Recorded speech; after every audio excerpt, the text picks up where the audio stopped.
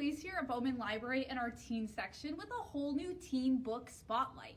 So our theme for this week is one of my favorites because it's all about new books. So we're going to take a look at 6 new books that we have here, even though we have way more. So let's get started. Our first one is Early Departures by Justin Reynolds. So Jamal and Quincy, or Q, were best friends forever until a traumatic event happened that tore them apart. Jamal blames Q for the accident that killed his parents.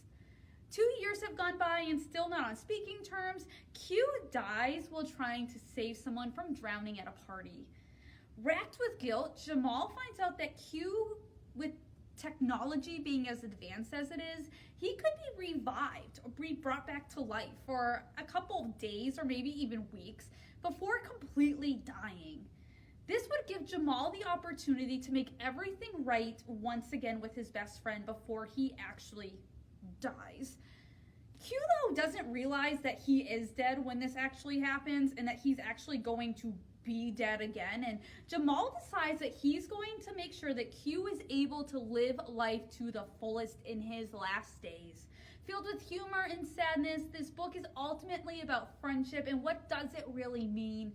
Q and Jamal each have a chance to share their points of view in this realistic but also somewhat sad novel. This is Early Departures. Most Likely by Sarah Watson. So I have to tell you before we get started, I loved this book. I didn't know if I would. I love this book though. So this book starts in the year 2049 when the first female has been elected President of the United States and she is about ready to be inaugurated. We find out that is one individual from a group of 4 best friends. The book then goes back in time to their senior year of high school, and you as the reader are trying to guess which of the 4 best friends will actually become the President of the United States in the future. Each girl is dealing with their own issues, from deciding on where to go to school to family drama and health issues. You know, they're trying to figure out who they are and how they're going to survive without each other, because at the end of their senior year, they're each going on their own path. This book is completely realistic, even with the presidential guessing. Again, I could not stop reading it because I wanted to find out who actually became the President of the United States by the end of this book. You will not be disappointed. This is Most Likely.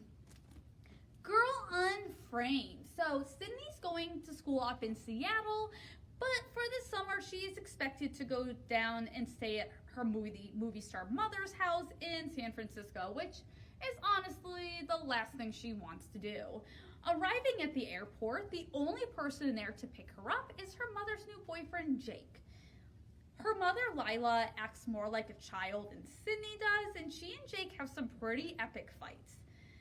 Jake, though, also finds himself jealous of Sydney because of all the attention she's getting from her mother, while also kind of becoming overprotective of her.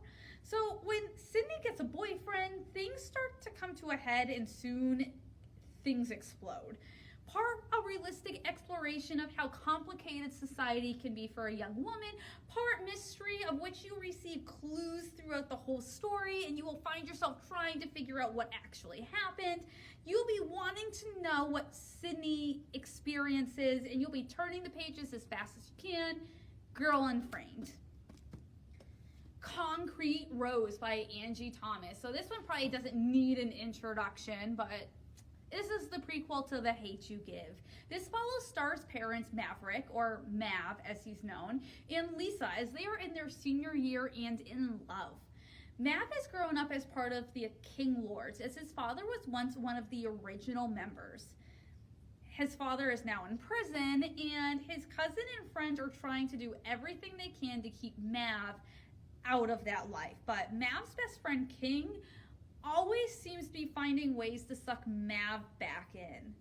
When Mav finds out that he's going to be a father, he decides he needs to figure out a way to cut ties with the King Lords, but that is easier said than done.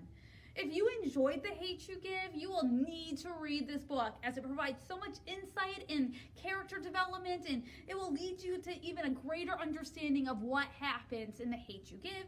You may find yourself even wanting to reread The Hate U Give after you are done with Concrete Rose. Super Fake Love Song by David Yoon. And if you've watched enough of these, you know that one of my favorite books from last year was Frankly in Love. Love that book.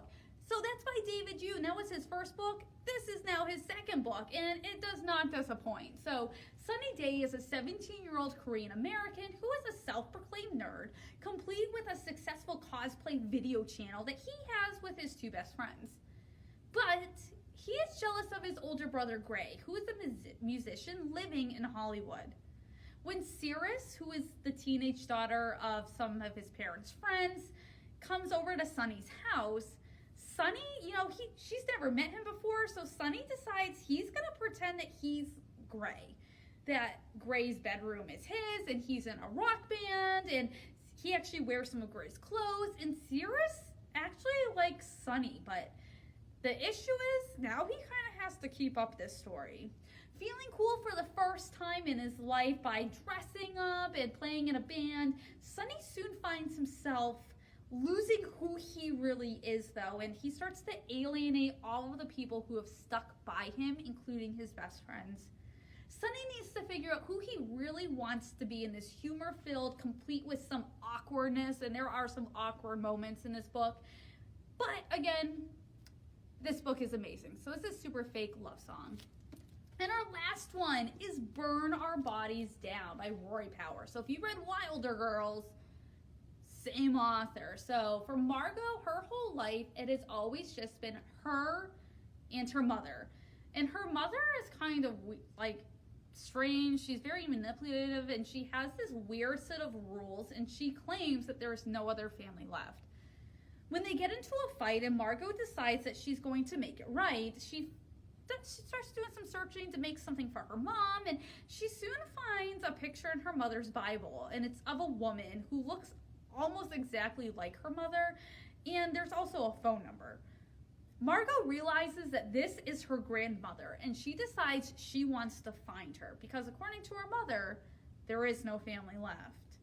When she does find her grandmother and she goes to see her, though, the farm catches fire and the body of a dead girl is there, and she looks a lot like Margot.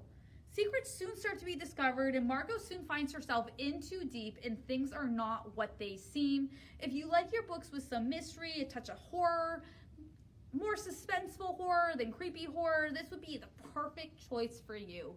Burn Our Bodies Down. So these are just 6 of the new books that we have here at the library, but again, I promise you, we are always getting new books in, so I encourage you to come on down and either take a look at one of these or take a look at our new book display. You never know what you might find. I hope you have a great week, and I hope you tune back next week when we have a whole new teen book spotlight.